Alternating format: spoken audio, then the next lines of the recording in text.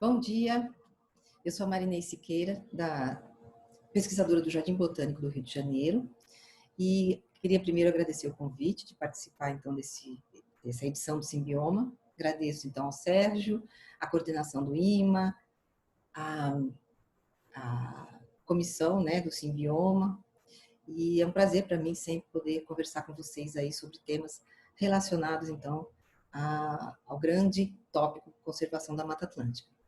Então, para hoje, eu vou falar um pouquinho sobre modelagem, né, neste contexto, e vou, então, dividir com vocês a tela para a gente poder apresentar a palestra. Então, aqui, né, a gente está, então, na mesa redonda Conservação e Sustentabilidade, e o tema da minha fala de hoje é modelagem para a recuperação da Mata Atlântica, recuperação no sentido bem amplo, né, do termo. Falando um pouco principalmente sobre o ferramental envolvido nesses processos.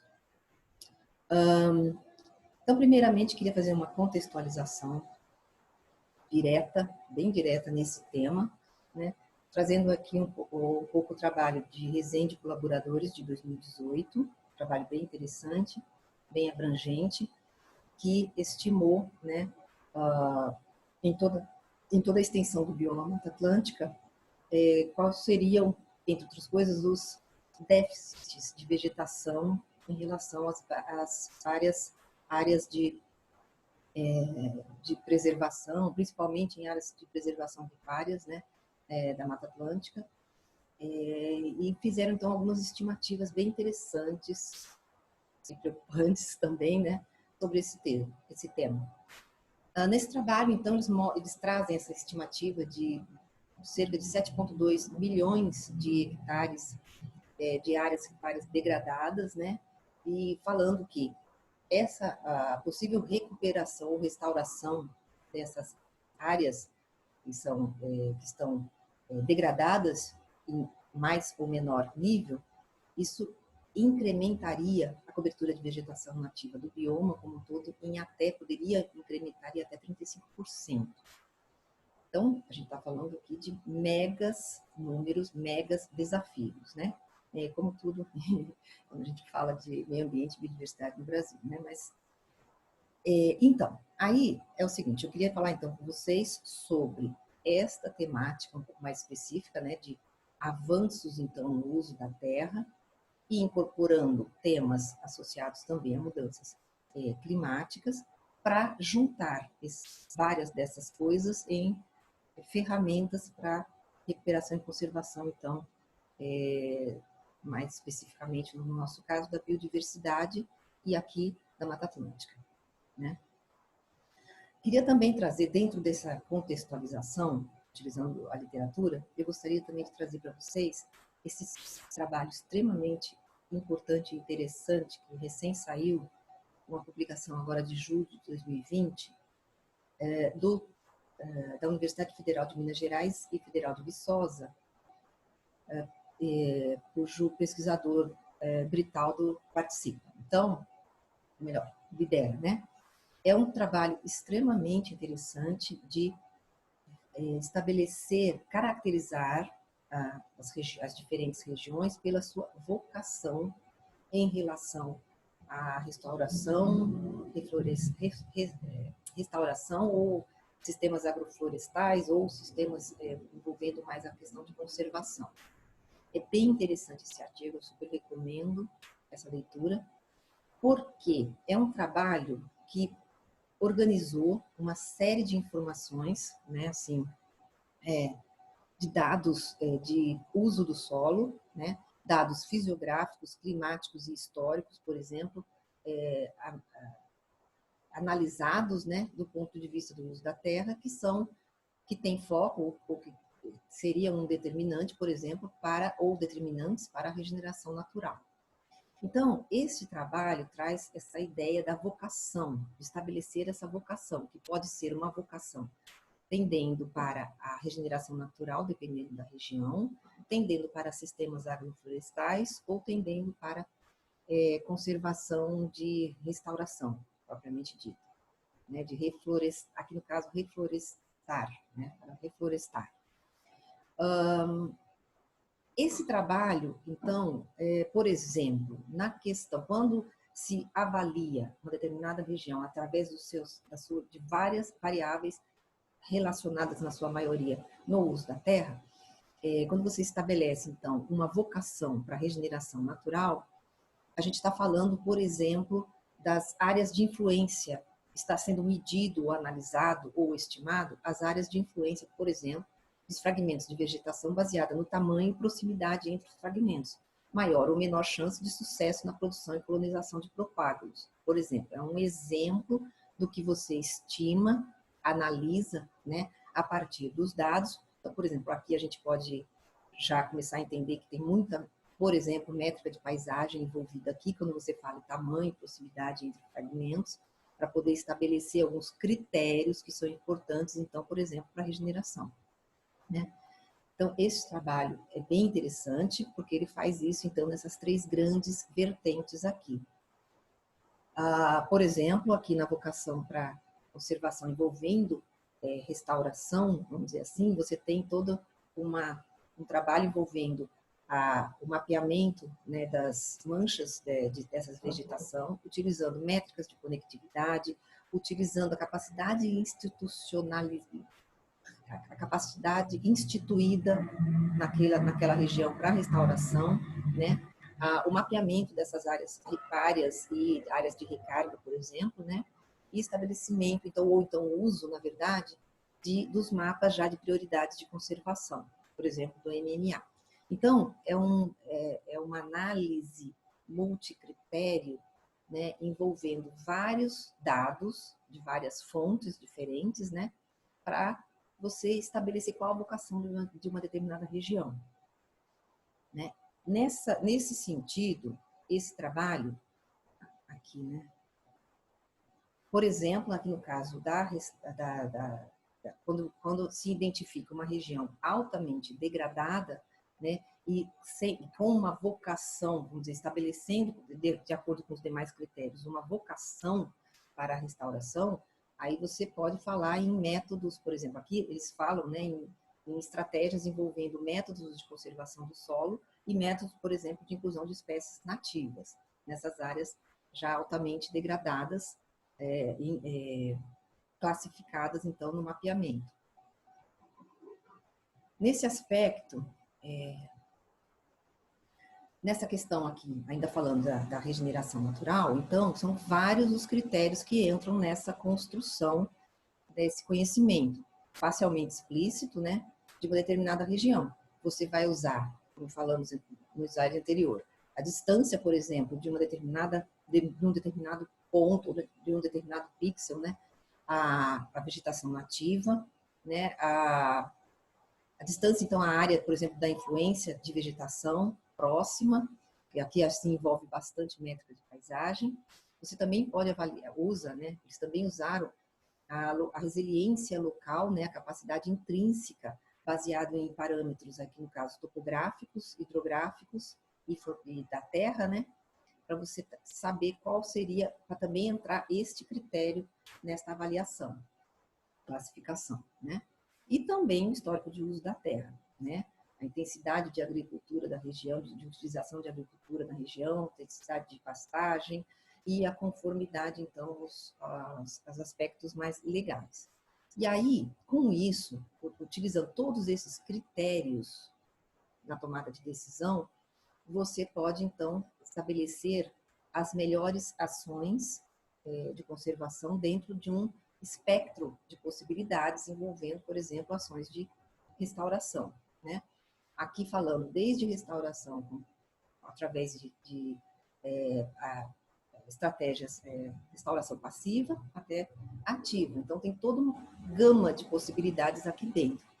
No artigo, os autores colocam, né, restauração passiva como uma regeneração natural assistida e a restauração ativa como utilizando, entre outras coisas, né, dependendo de onde você está no espectro, por exemplo, métodos de inclusão de espécies nativas, correção de terreno, enfim, dependendo de onde aquela região está caracterizada ou classificada nessa amplitude, nesse espectro de possibilidades dentro do grande tema, vamos falar assim, de restauração, né?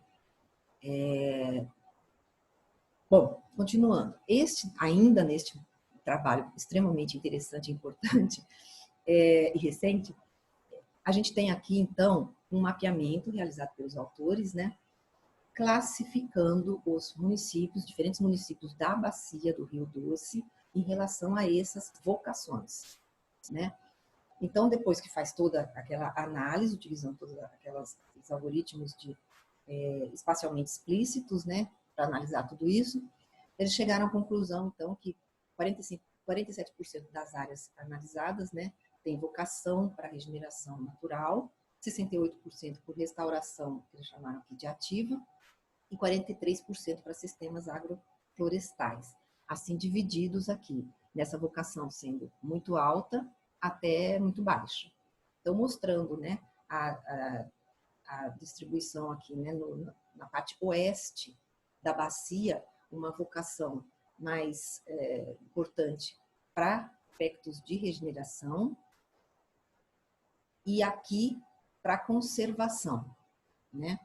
E aqui, no caso, o contrário disso, nas porções mais leste da bacia, uma vocação mais para sistemas agroflorestais, né? Então, diferentes aptidões nas áreas levam a diferentes estratégias de ação para cada município, o que é um resultado bastante interessante, bastante importante para a gente trabalhar, né? No contexto agora biodiversidade, porque tudo que a gente falou lá atrás está envolvendo aspectos mais relacionados ao uso da terra, né, entre todas as suas nuances aí de uso da terra, né, ocupação e uso da terra, né, e do solo, e também, mas quando a gente entra agora no contexto biodiversidade, aí o que entra nesses trabalhos é um contexto mais de quantidade de floresta, quantidade de vegetação natural, quantidade de seja o que for, mas no aspecto mais quantitativo e não tanto no aspecto qualitativo.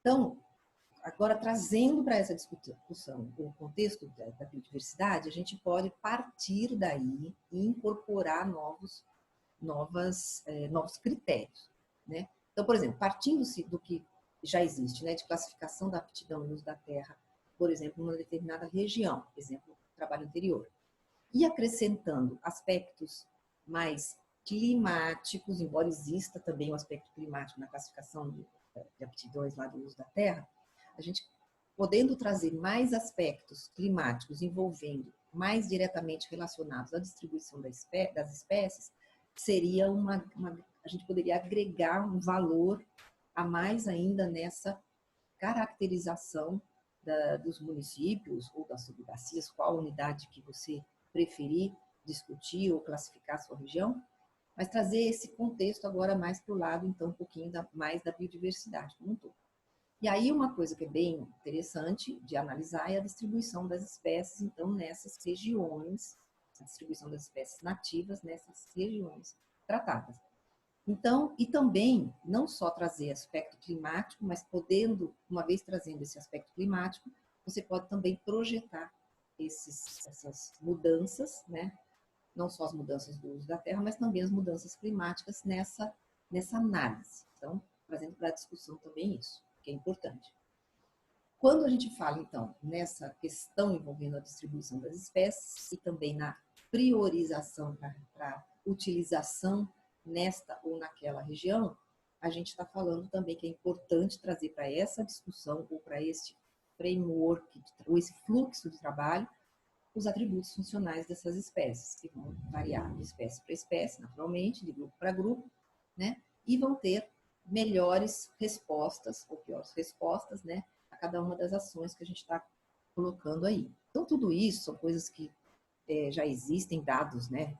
Muitos dados envolvendo a questão da mudança no clima, que a gente pode incorporar nessa discussão, e também já para muitas, ou para um tanto de espécies, as informações que a gente poderia também trazer para essa discussão de o que utilizar, onde e o que priorizar, então, para as restaurações ecológicas, por exemplo, de áreas de preservação, um exemplo, né?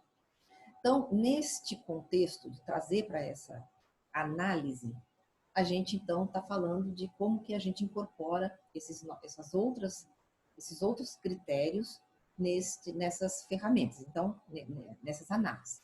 Um jeito de fazer isso é gerando, então, ferramentas analíticas para você incorporar todas essas informações num único contexto, vamos dizer assim, né? Aí, no caso, eu estou falando mais no contexto de biodiversidade. Então, arcabouços computacional, por exemplo, um conglomerado de ações e processos que você pode ter dentro de um determinado sistema, né? Então, aqui no caso, agora a gente vai falar um pouquinho sobre essa geração de ferramentas analíticas para se tratar dessas análises, no caso, espacialmente explícitas, né? Então, por exemplo, quando eu falo de trabalhar questões envolvendo biodiversidade, para analisar esses vários critérios de biodiversidade, a primeira coisa que a gente tem que pensar naturalmente é onde estão esses dados e qual é a qualidade deles, né? Então, tudo começa lá na download e limpeza de dados, né? Que a gente nunca, quem trabalha com banco de dados em biodiversidade nunca está livre disso. Mas o que a gente pode melhorar é o como a gente acessa e limpa esses e organiza esses dados utilizando, então, as ferramentas ou disponíveis para isso, ou que a gente mesmo desenvolve de forma agregadora, né, pacotes que possam fazer isso e auxiliar esse trabalho. Um segundo momento seria, então, depois que você passa por aquela etapa, fazer a modelagem dessas espécies, né? Então, a gente também está falando num pacote específico para isso.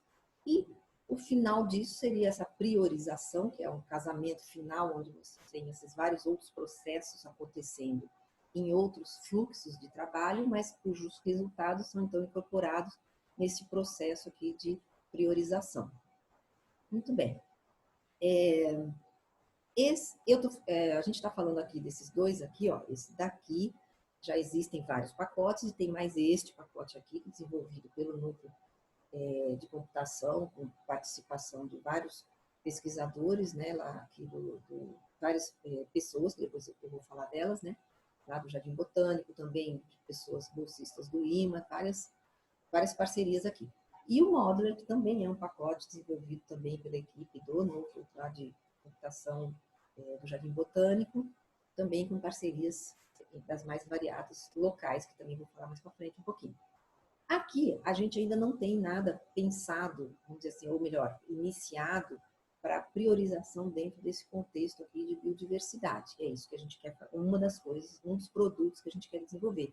Isso aqui está desenvolvido e operacional, isso aqui está desenvolvido e sendo lançado em breve, e tudo isso disponível, então, no repositório de códigos, né, do GitHub. No caso do fluxo de trabalho para download e limpeza de dados, falando um pouquinho mais sobre esta parte, de trazer no contexto a biodiversidade, né, a gente está falando, primeiramente, numa limpeza taxonômica na lista de espécies que a gente tem. Então, primeiro, o fluxo de trabalho de sair de uma lista de nomes crua até chegar numa lista de registros limpos, passa por todas essas etapas aqui, de limpeza taxonômica, de uma vez saído dos nomes com os mais variados problemas que a gente possa imaginar, e passar, então, para ter uma lista de nomes aceitos, depois passar de nomes aceitos para uma lista agora de registros crua, né, de ocorrência daquelas espécies que estavam aqui. Depois você vai passar por agora uma nova limpeza do nome e concatenação desse nome de registro, do nome da espécie com os registros de ocorrência, e por último a limpeza dos registros com geográfica também, porque nós temos muitos problemas. Então aqui a gente tem várias funções, né, para fazer esse tipo de fluxo de trabalho até você chegar aqui. Isso também é parte lá do Plantar, né, Plant R, que a gente está desenvolvendo aí, que está saindo, tá?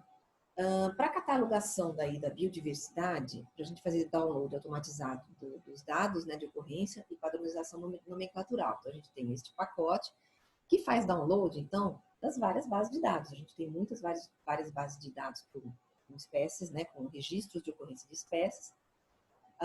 A gente tem, isso aí funciona com essas funções de download utilizando APIs, né, que permite uma série de recursos, baixar os dados de uma série de formatos e campos organizados, né?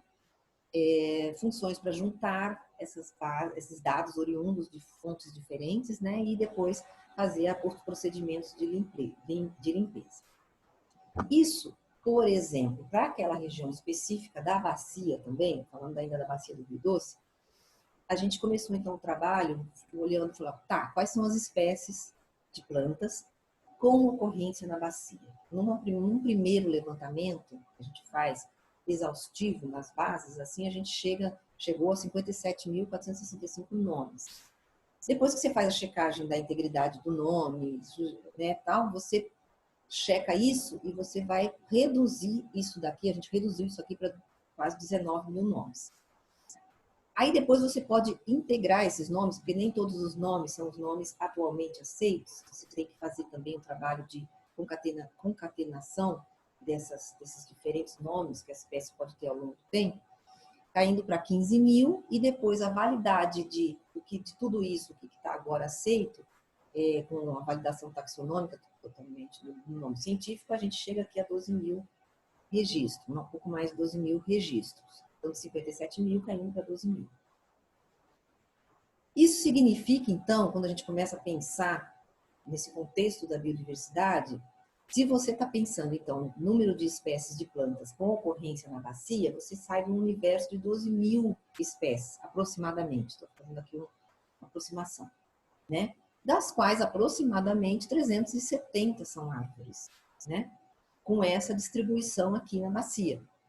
Então, a gente pode agora começar a ter um pool de espécies nesse framework, ou nessa base que a gente quer montar, para ver o que a gente poderia estar incorporando de informação de espécies que são interessantes, então, para se utilizar em qualquer processo aqui que venha acontecer dentro da bacia.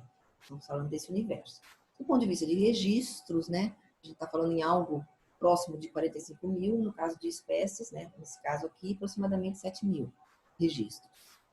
Que são, na verdade, mas isso tudo aqui a gente é potencial de uso, né? Então, são o número de árvores com potencial de uso para utilização em qualquer processo aqui dentro. Mas quantas são efetivas? Quantas têm atributos interessantes, envolvendo uma série aí de outros critérios que a gente pode pensar agora, não mais localmente, mas agora pensando do ponto de vista da espécie, né? No caso da modelagem, que é o nosso segundo framework, né, lá de trabalho, fluxo de trabalho, nós tivemos então aí ao longo desses últimos anos aí a consolidação do pacote Modeler, né, que é um pacote, eu vou falar aqui sobre isso especificamente, né, um pacote para você desenvolver então, a partir dos pontos dos registros de ocorrência e das variáveis ambientais climáticas, na sua maioria preditoras, você identificar as áreas de adequabilidade ambiental para a ocorrência das espécies em uma determinada região. Isso, então, faz parte também desse fluxo, para trazer um contexto de discussão aí, o contexto de utilização da biodiversidade. E aí, como um exemplo do que se pode fazer, né, você pode, então, a partir do momento, para a mesma região que você já tem lá a distribuição dos municípios, com a sua vocação, você também pode estudar e estimar a adequabilidade ambiental, tanto presente quanto futura, dessas espécies na região de estudo. Que o objetivo maior é identificar se você tem áreas de ganho, perda ou estabilidade de adequabilidade ambiental em uma determinada região. Por exemplo, aqui em destaque, a gente vê no clima presente uma determinada espécie modelada e projetada, né? Onde você tem, por exemplo, nesse pixel aqui um determinado valor de adequabilidade ambiental para ela ocorrer aqui, ou seja, estar ocorrendo no seu ótimo climático dessa espécie. Na mesma situação, para a mesma espécie, na mesmo pixel, ou seja, na mesma região, no futuro, você já tem um outro valor. Quanto mais quente for a cor, quanto mais vermelho, maior a adequabilidade para a ocorrência, e quanto mais azul, menor a adequabilidade para a ocorrência aqui. Então, aqui você tem uma situação que, no geral, você tem valores de adequabilidade menores, vamos dizer assim, em algumas regiões, mas você tem por pixel uma situação que pode ser maior, menor ou estável, não muda climaticamente no presente e no futuro. Aqui nós estamos vendo uma situação de ganho em adequabilidade. Nessa mesma espécie, nesse mesmo local, mudando aqui só na mesma região, mudando só o local, o pixel que a gente está avaliando, aqui eu tenho um pixel que está com uma cor azul mais clarinha, aqui um pixel de azul mais escuro. Isso significa que esse pixel tinha um determinado valor de adequabilidade ambiental mais baixo do que o anterior, mas que no futuro pode baixar mais ainda, tá? Então, isso aqui é uma área que seria caracterizada com potencial perda de adequabilidade climática no futuro para a ocorrência dessa espécie. E áreas que não têm mudança, permanecem mais ou menos com os mesmos valores aqui no nosso gradiente de adequabilidade ambiental, tanto no presente quanto no futuro. Então, são áreas que não têm grandes expectativas de mudança, tá? Então, isso aqui eu estou incorporando nessa discussão do que é melhor fazer ou qual a vocação de cada região, também a questão de o que utilizar em qualquer processo que venha a ser realizado aí, do ponto de vista da espécie e do clima associado, né? Então, por exemplo, né, um exemplo aqui, a gente pode falar um pouco do Murici, que também foi um estudo que a gente fez lá na mesma região, da bacia, né? No caso, esse aqui é o mapa de distribuição de adequabilidade climática dessa espécie para o presente, mostrando que, no geral, para o futuro, seja em um cenário mais ou menos otimista no futuro, ou mais ou menos pessimista, melhor dizendo, no futuro, né? A gente tem, então, perda de adequabilidade, né? Aqui, no presente, você tem uma adequabilidade climática mais periférica em relação à bacia, e no futuro você tanto faz um e outro, aqui você perde, nos dois você perde, aqui você perde com valores de adequabilidade um pouquinho melhores e aqui um pouquinho piores, sendo um futuro mais pessimista, um pouquinho menos pessimista, né? Então, utilizar esta área neste cenário aqui pode ser complicado. Talvez, se continuar utilizando ela mais nessa região periférica, seja mais interessante do que utilizá-la em municípios mais interioranos na bacia, por exemplo, né? Já essa outra espécie aqui, o ingá, é o oposto. Essa conclusão é oposta. Você tem áreas aqui ainda também marginais, né, na distribuição no presente, mas no futuro você mantém na sua porção leste as áreas de boa adequabilidade climática, mas ganha no interior aqui, nessa região aqui, né, essa possibilidade. Então, é uma espécie que poderia ter uma utilização no futuro mais interessante aqui também, para aqui para dentro, né, para essa região mais interiorana da bacia. Isso é interessante, poderia ser estável, mas aqui nós temos um ganho, né? Então, essas ferramentas metodológicas que a gente pensa e desenvolve é para você ter condições de ir incorporando dados de várias fontes, dados de biodiversidade de várias fontes, ou dados ambientais também de várias fontes, por exemplo, dados climáticos mundiais, essa vocação que foi produzida agora pelo pessoal lá da Federal de Minas Gerais, incorporando isso nos nossos fluxos de trabalho, dentro do fluxo de modelagem, né, utilizando os pacotes aqui, e aí a gente quer chegar nessa incorporação para chegar em fluxos de trabalho onde a gente gere de uma maneira automatizada áreas de adequabilidade no presente e no futuro, com ganho e perda, né, e que com isso a gente possa então fazer priorização de áreas. Mas isso tudo num fluxo de trabalho é pensado para que todos esses processos sejam, primeiro, automatizados, segundo, eficientes, terceiro, passíveis de você mudar de forma fácil à medida que novos dados vão sendo incorporados em cada um desses processos. Isso é que é importante, na minha opinião.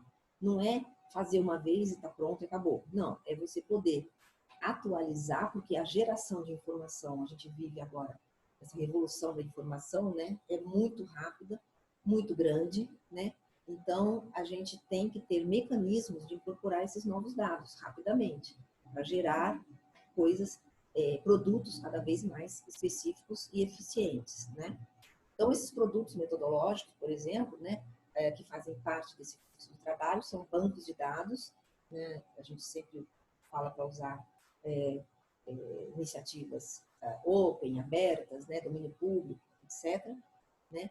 Pacotes do R, hoje a gente usa e temos as nossas coisas já desenvolvidas nisso, mas nada impede aqui da gente ter, se for melhor isso, pacotes, por exemplo, ou sistemas ou aplicativos envolvendo Python, né? E a gente quer também agora ter esses fluxos de trabalho também bem estabelecidos, também pode ser no R, né? Essas ferramentas de síntese e apoio, conservação, né? Então, isso é onde a gente quer chegar. Era isso que eu queria falar para vocês, essa é a equipe, né, que desenvolve esses trabalhos lá no Jardim, tanto no Jardim Botânico como bolsistas e pesquisadores que trabalham também no IMA, né? Essa aqui é a equipe principal do PCI, associado aqui no caso ao IMA hoje, né? E esses são os colaboradores, pessoas que já passaram tanto pelo Jardim Botânico como pelo IMA, no PCI, né? Aqui são pesquisadores do LNCC, né? Aqui são pesquisadores do Jardim Botânico e esse Jardim Botânico e IMA. Então, muito obrigada então por vocês terem me ouvido. Agradeço mais uma vez a participação, espero contribuir aí para a discussão que a gente possa ter nessa mesa redonda. Muito obrigada.